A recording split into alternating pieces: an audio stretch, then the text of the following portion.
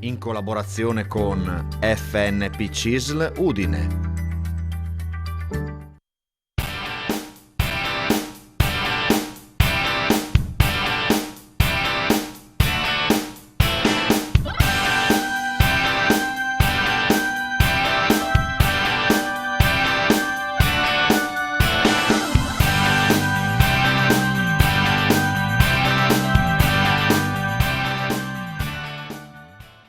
Eccoci qua, buon pomeriggio, puntuali come ogni mercoledì all'appuntamento con lo Sportello Pensionati.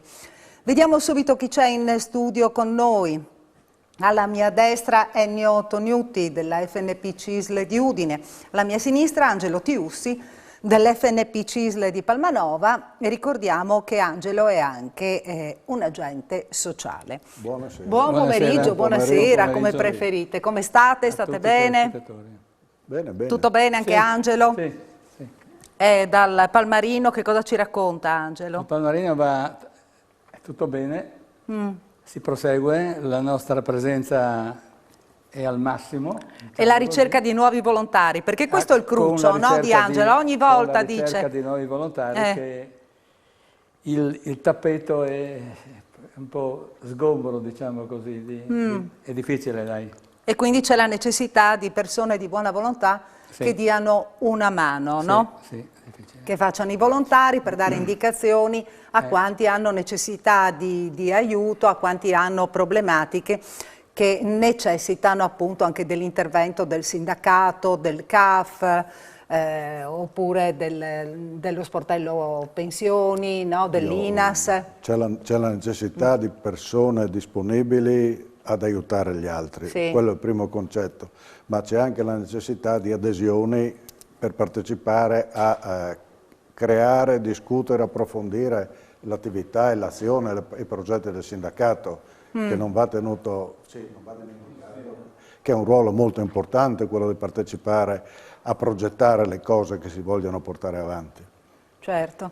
E senti Ennio, io approfitterei per parlare subito della manifestazione che è prevista, manifestazione nazionale prevista per il 26 giugno, una manifestazione unitaria in cui i sindacati chiederanno di prorogare il blocco dei licenziamenti al 31 ottobre.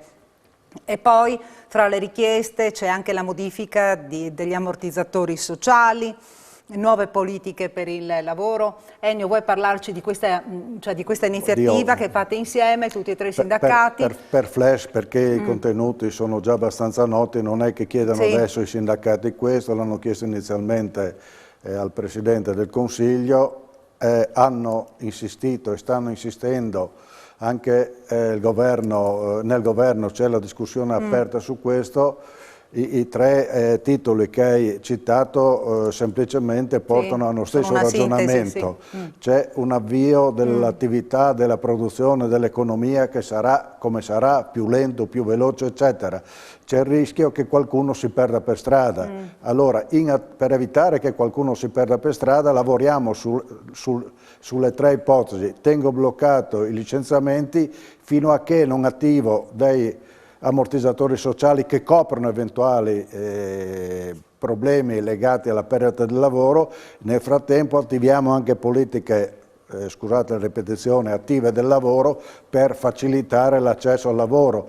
Quindi le tre leve mosse assieme possono evitare degli accadimenti un po' negativi ed è per quello che l'iniziativa di richiamo che è stata fatta e sostenuta di mantenere almeno fino al 31 ottobre il blocco,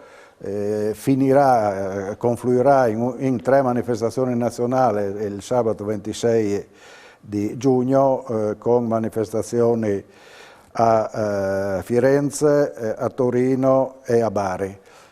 Questo è per dare un'immagine visiva dell'impegno del sindacato su questo terreno. E anche i pensionati sono pronti a essere presenti con una i pensionati partecipazione, magari sempre contenuta, visto i limiti che ci sono adesso. È molto più complessa perché ha bisogno di tutta una serie di procedure, di verifiche, eccetera.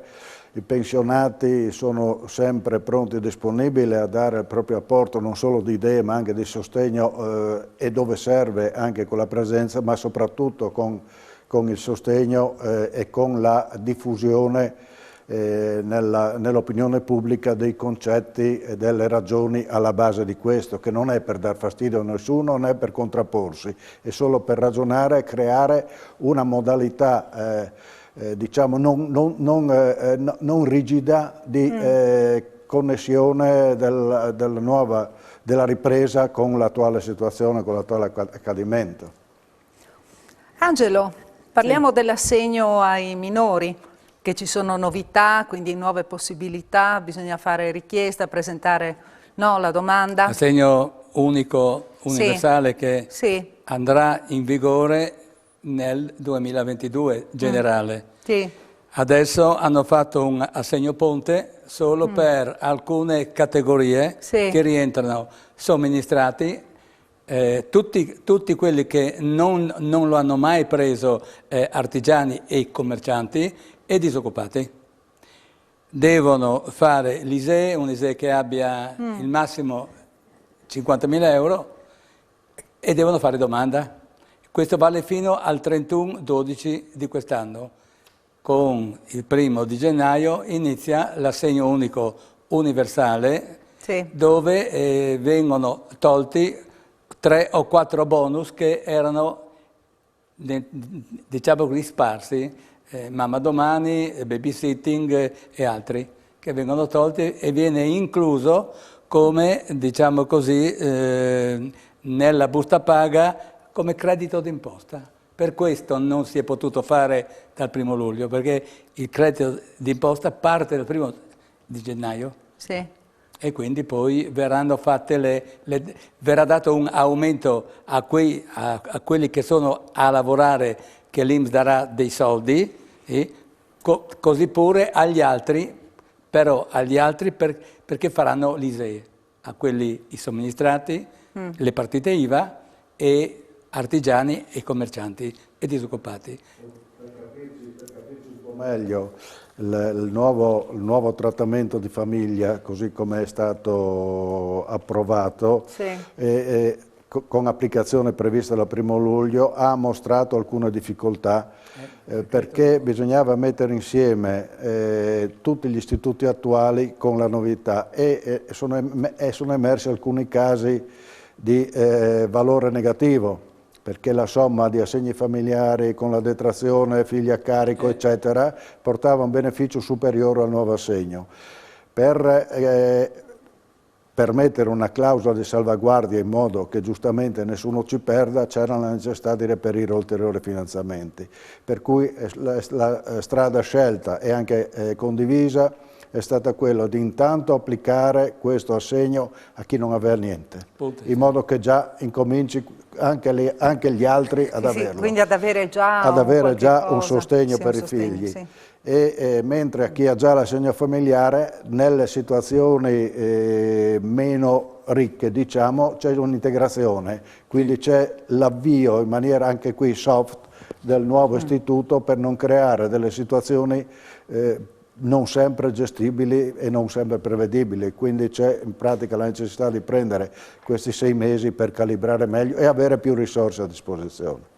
Ecco, visto che stai già intervenendo tu su queste problematiche, parliamo anche delle trattenute fiscali, no? Quindi colleghiamo un attimo il discorso. Il ragionamento, cioè c'entra il fisco perché anche questo, cioè il nuovo assegno, chiamiamolo unico, per dei figli, è collegato, eccetera, cioè è un valore che viene dato, economico, che viene dato al figlio. E da quel momento lì non esiste... Chiedo scusa un attimo, cosa stavi dicendo? Un credito di imposta viene tolto dalle tasse, cioè tassa lorda, tutto. Prima erano detrazioni personali per la moglie e per i figli, messo insieme, tolto, era imposta netta. E si pagava. Quindi hanno detto nella legge che è un credito non fiscale, quindi è un credito d'imposta. Quindi c'è nel progetto di riforma del fisco evidentemente deve entrare anche questo meccanismo, per cui e viene portato a regime. L'altro ragionamento sempre legato al fisco, beh, prima di tutto io lo ricondurrei anche a qualche informazione legata alle pensioni anche di questo mese di giugno, in cui ci sono ancora state delle variazioni legate a dei conguagli, soprattutto riguardanti gli addizionali regionali, gli addizionali comunali, perché questi hanno le rateazioni non su 12 mesi ma su 11 e quindi portano di nuovo a necessità di conguagli. Quindi anche questo mese ci sono queste cose. Parlando di tasse e di trattenute di fisco, io ricorderei che oggi scade il termine per il versamento della prima rata dell'acconto dell'IMU 2021, quindi e si scadeva oggi, il 16. Per evitare sovraccarichi è meglio pensarci. Ricorderei anche che entro il 30 giugno c'è da fare la domanda eventualmente per l'esonero del canone RAI per il secondo semestre 2021. Sono quelle cose su cui è meglio stare attenti per non perdere eventuali occasioni. Sì, perché se si perde adesso poi la domanda non la puoi presentare successivamente. No. Quindi vanno rispettate le scadenze. Bene, se voi siete d'accordo, io darei il via alle telefonate, ci sono anche altre tematiche che affronteremo nel corso della trasmissione. Io darei il via alle telefonate 0432 573517 e se volete inviare sms, solo sms al 351 570 5687. E hanno cominciato ad arrivare anche delle mail, fra queste. Allora, sono a chiedere cortesemente ai vostri esperti informazioni e chiarimenti sul fondo pensione Espero e precisamente insegnante di scuola primaria aderito al fondo il 27 dicembre del 2005. È nella posizione stipendiale relativa ai 35 anni, comparto scuola, quindi quella massima, e chiede all'atto del pensionamento quali opportunità, possibilità le si aprono ai fini economici, tipo liquidazione del capitale maturato, la liquidazione di un assegno mensile, entrambe le possibilità o cos'altro.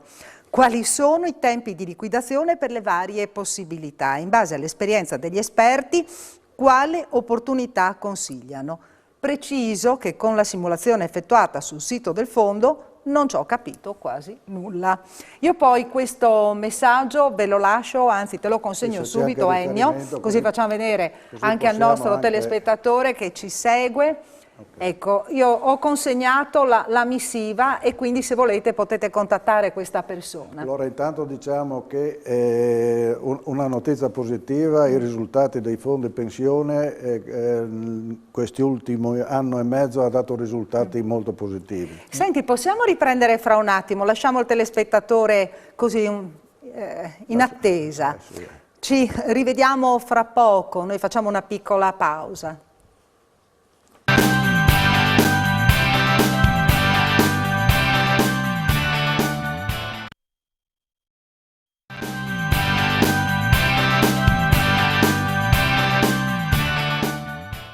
Ed eccoci nuovamente in studio. Abbiamo lasciato un attimo in attesa il signor Giorgio che mi ha inviato oggi la mail. Quindi Ennio, se vuoi, lui è tutto sotto mano, quindi se vuoi dare una risposta, perché poi abbiamo anche una telefonata pronta. Un'indicazione, cioè una risposta molto semplice e molto breve. Allora, il problema delle pensioni di questo tipo, quando decide la persona di andare in pensione sceglie o di recuperare l'intero capitale oppure un assegno vitalizio e lì bisogna vedere con che età lo fa e che prospettive ci sono, quelle di suo più interesse. Tra l'altro lavoro perdurante, può anche chiedere degli anticipi qualora gli servono per usare per le sue cose. La quantità è legata alla quota di contributi destinata e questi fondi funzionano come strumenti finanziari per cui se il mercato cioè in base alle scelte degli strumenti finanziari possono accumulare di più e rendere di più. Quest'anno, questi ultimi mesi hanno reso molto interessanti gli investimenti fatti questi. la resa è calcolata almeno 4 volte quanto rende il TFR o il TFS per il pubblico impiego. La liquidazione è buone prospettive. La liquidazione è quasi immediata perché il fondo non è lo Stato che non te li dà, te li fa solo vedere, ma questa è un'operazione, è un istituto privato che fa subito i pagamenti. Ecco, e comunque eventualmente lo contattate perché se trova difficoltà per riuscire ad avere maggiori indicazioni. Sentiamo chi c'è in linea adesso. Pronto? Buonasera, con chi parliamo? Salvatore, per cortesia, buonasera. Buonasera, prego. Volevo sapere dai signori un'informazione. Io sono sposato da un paio di anni con una extracomunitaria moldava nell'esattezza. Lei ha lavorato da 8 a 10 anni con i contributi in Italia e in attesa della cittadinanza italiana. Desidero sapere a 71esimo anno di età se ha diritto a una minima pensione e se questo è collegato al mio reddito. Grazie. Aspetto in linea. Ecco, sentiamo chi risponde, Angelo, Ennio? No, posso rispondere. Il problema non è complicato, nel momento in cui diventerà cittadina italiana segue le regole della previdenza italiana senza nessun problema, quindi seguirà le regole di tutti. Vabbè, ma se ci vogliono 2 anni affinché rispondano per la cittadinanza italiana, non c'entra niente, è sposato con un cittadino italiano, ha lavorato in Italia e ha versato i suoi contributi e ha diritto come tutti gli altri. Certamente. Non occorre la cittadinanza italiana. Voglio dire, in ogni caso ha gli stessi diritti degli altri. Sì. Quindi quando ha maturato il diritto alla pensione come ogni lavoratore... A quando? A 71 anni? A 67... 67 se anzianità, 67 e minimo 20 anni di contributi regolarmente. No, ce n'ha 8 di contributi in Italia. E all'estero quanti ce n'ha? Che poi però essendo in un altro paese c'è al di fuori... Bisogna vedere se l'INPS italiano è in concomitanza con accordi con l'INPS e moldavo, se si può unire, spostare, affiancare. Ma non c'entra niente perché la legge parla comunque di contributi versati al minimo che danno un minimo, mi sembra un 100 euro, sì e no, massimo. Ma fino cioè, se adesso ha 61 anni, cioè in Italia è fino a 61 anni, a 71esimo, 7-1. A 71, abbiamo capito qui in studio 6-1. No, se ne ha 71? Se ne ha 71, poi gli viene liquidata in base ai contributi versati. Ma viene liquidato una tantum? No, mensile. Magari 9 euro al mese, ma li vengono liquidati. Ecco, questa è la risposta. Sì, qui in studio non avevamo capito, cioè avevamo capito che avesse 61, non 71. 7-1. Viene liquidata in base. Quindi la cosa migliore, lei deve recarsi in un patronato all'INAS, prendere l'appuntamento e sviluppare la domanda, perché se ha già superato il 71 può già inoltrare la domanda. Certo. Grazie, buonasera. Grazie a lei per aver chiamato, buonasera. Buonasera, ho 59 anni con 41 di contributi. Quando posso andare in pensione? Una donna se ha 50... un uomo? Qui non specifica. Se una donna ha 41 anni e 10 mesi, con l'anticipata. Se uomo, 42 e 10 mesi. Qualora non arrivasse, è l'età è l'anzianità, 67. La cassa integrazione ordinaria, straordinaria e la mobilità nel corso della vita lavorativa concorrono con i contributi ai fini pensionistici? Sì. Quindi non ci sono problemi.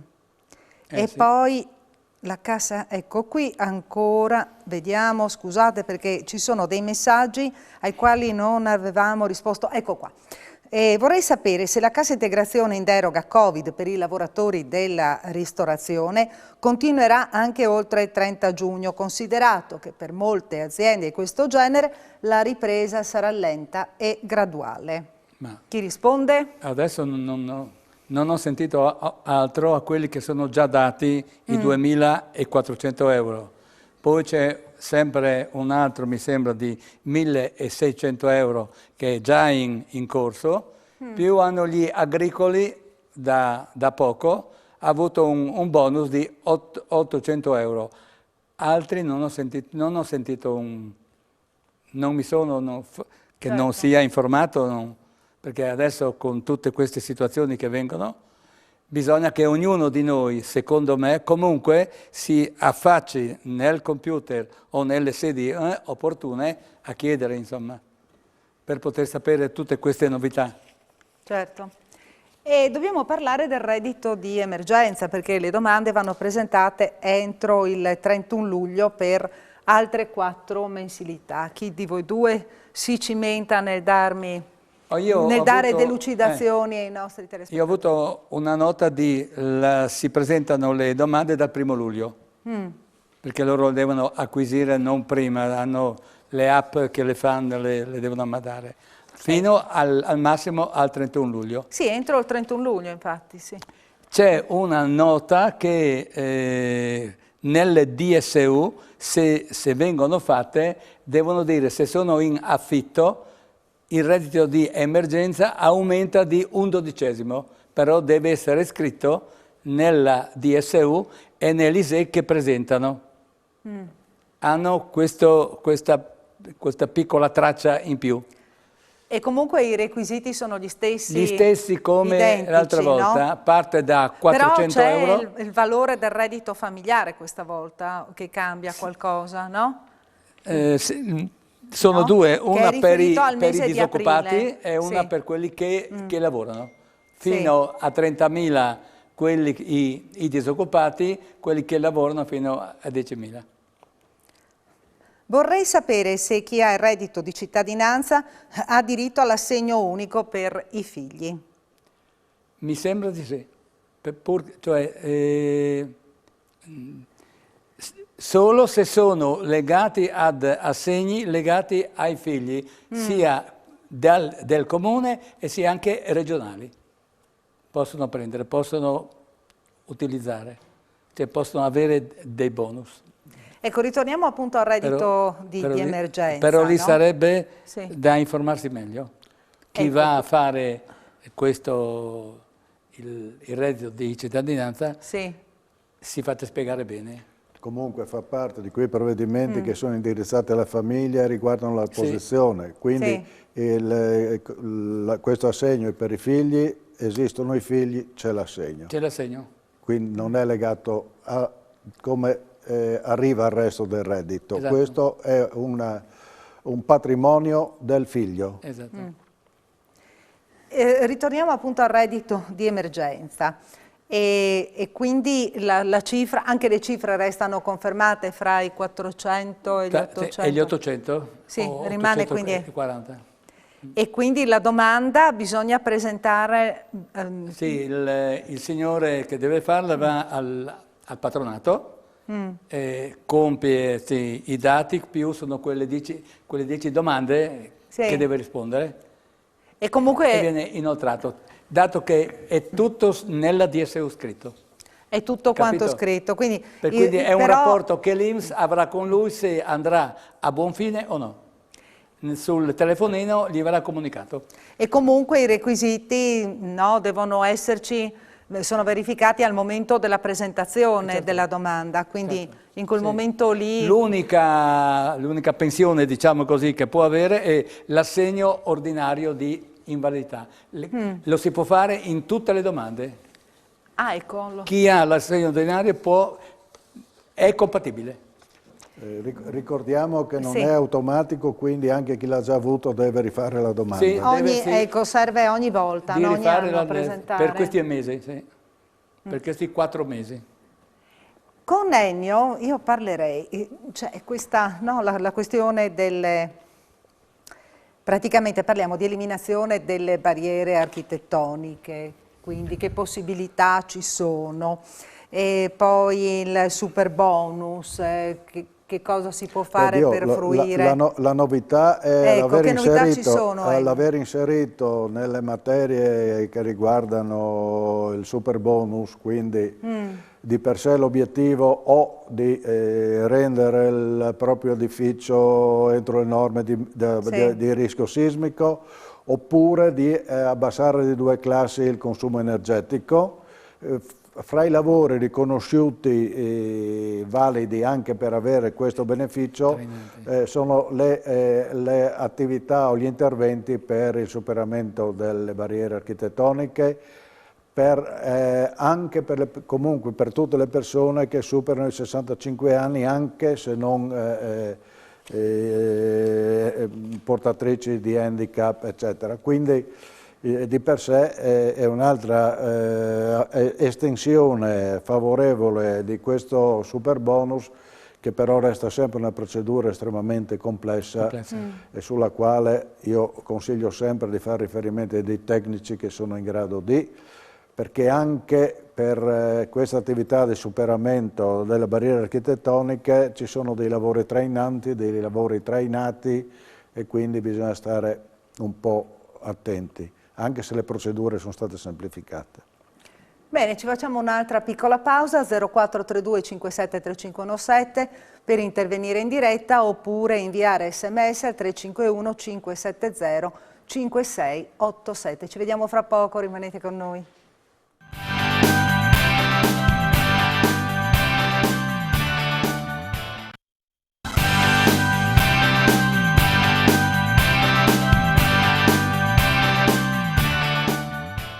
Ed eccoci nuovamente in studio. Angelo, mi parli dei casi che hai affrontato questa settimana? Cioè, mi sembra che siano dei casi abbastanza significativi, anche per dare indicazioni ai telespettatori praticamente su come si devono comportare in queste situazioni. Nel caso dove questo è successo mentre facevano un 730 che hanno o dimenticato o tralasciato, l'agenzia fa i suoi calcoli, manda una lettera alla persona, che poi, diciamo così, può essere la persona di richiedere un consulto al CAF che può essere messo a posto, mentre invece se è un'altra, diciamo così, situazione di inosservanza, allora bisogna chiedere mediante spiegami telefono. Un attimo, tu in questi giorni hai ricevuto delle segnalazioni, delle segnalazioni che arrivavano queste lettere dall'ufficio fino a 3 anni, perché non scadendo i 3 anni ti mandano la lettera. Aspetta un attimo, sentiamo chi c'è in linea adesso. Pronto? Buonasera, con chi parliamo?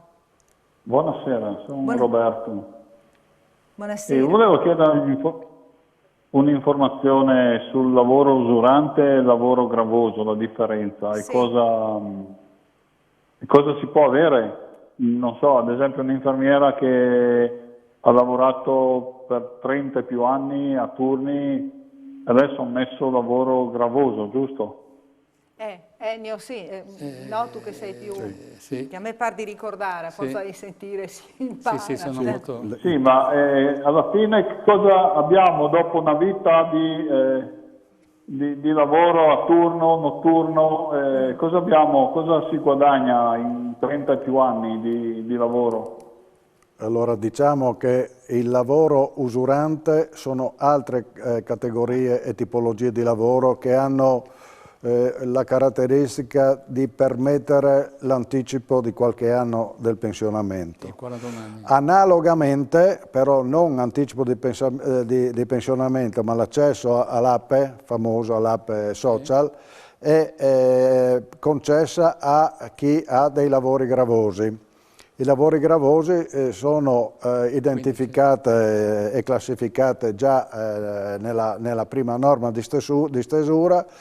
Io ricordo che nel 2016, quando sono state quando sono state concordate queste linee di comportamento, era prevista una commissione che andasse a ridefinire i lavori gravosi, perché la prima elencazione era stata fatta così.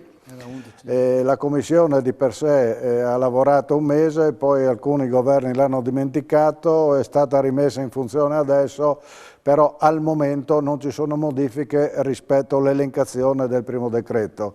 Quindi noi come sindacato lo riteniamo molto incompleta, ma per ora fa fede a questo.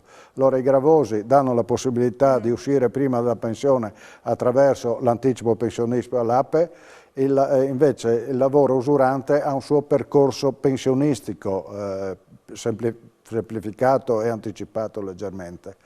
È una materia comunque che va rivista in maniera complessiva per ridare equilibrio. C'è una notevole... Sì? Però adesso l'APE sociale scade quest'anno, giusto? L'APE sociale scade quest'anno, ma non ci sono ipotesi di non rinnovo. Esatto. E quindi l'APE sociale sarebbe 58 anni con 35 anni di lavoro, giusto? Più o meno sì, con le caratteristiche, dopo o di lavoro gravoso o delle altre varie concomitanze. E se no, a questo punto, escluso l'APE sociale, non c'è niente, cioè ad esempio mia moglie che è infermiera, ha fatto le notti, rientra nel lavoro gravoso, però non c'è niente che può avere adesso, a parte l'APE.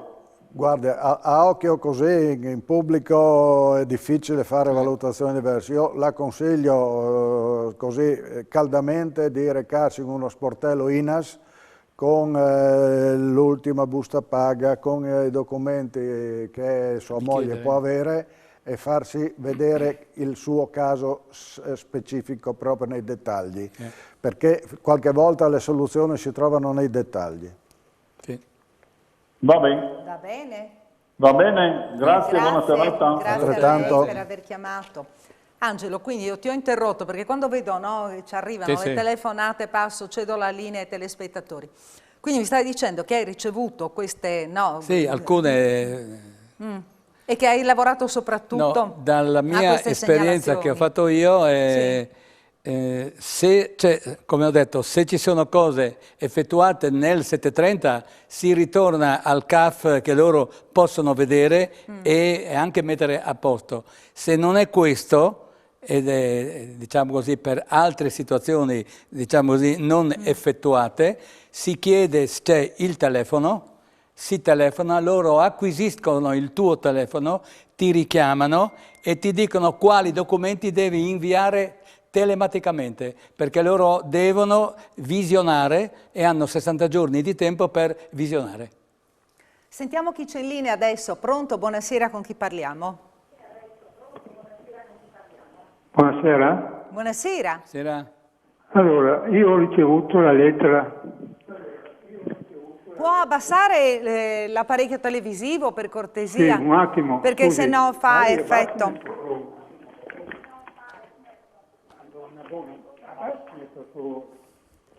Scusi un attimo, Prego, noi siamo qua. Ecco. Va bene così? Ha abbassato, no? Adesso, sì.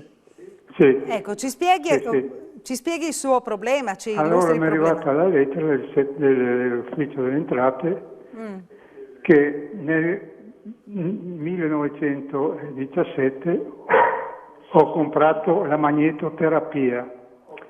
Nel 2017? Per farmi dei dolori alla spalla, all'anca, e mi è passato tutto benissimo. E ho dichiarato nel reddito del 730 i 3.500 euro. Sì. E ho fatto il 730. Però sono andato al patronato e mi hanno fatto tutto quanto. Tutto a posto, mi è arrivato 1.500 euro dall'INPS. Sì. Tutto bene. Adesso, dopo 3 anni, mi è arrivata questa lettera. E sono rimasto male perché sono andato alla CAF fare, perché io non ho mai fatto 730. Ecco, e quindi le è arrivato. Quindi Angelo, che cosa rispondi al nostro telespettatore? Perché deve poi... chiedere, deve andare sul... Sì, prego. Sì, mi ha detto quanti siete in famiglia? Io e la moglie ho detto. Io e la moglie. Ma non mi ha detto che reddito che c'è la moglie o se ha la pensione. Io in buona fede ho detto io e la moglie. Sì.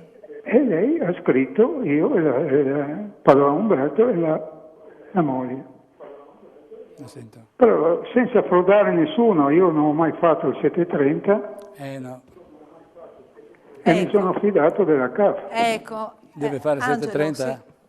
Deve andare a vedere se lei quella spesa che ha fatto l'ha aggiunta nel 730, perché altrimenti lei è assente di questo reddito, no? Che lo deve comunicare. Sì. Chiede un'autotutela tramite una mail, oppure prima vada a sapere il numero dell'Agenzia delle Entrate territoriale. Sì. Poi loro acquisiscono il suo numero, la richiamano e le chiedono che cosa è.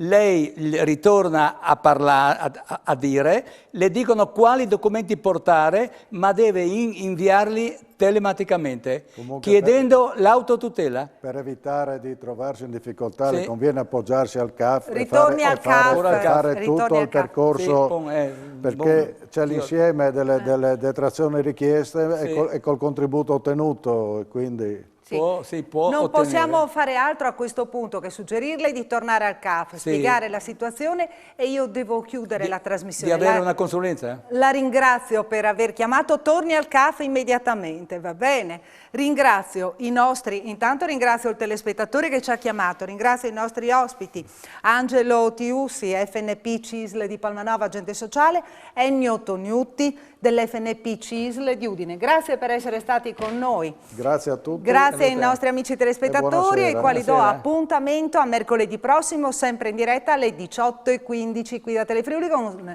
Sportello Pensionati. Arrivederci alla prossima settimana. Buona serata e buona partita. Buona serata e buona partita.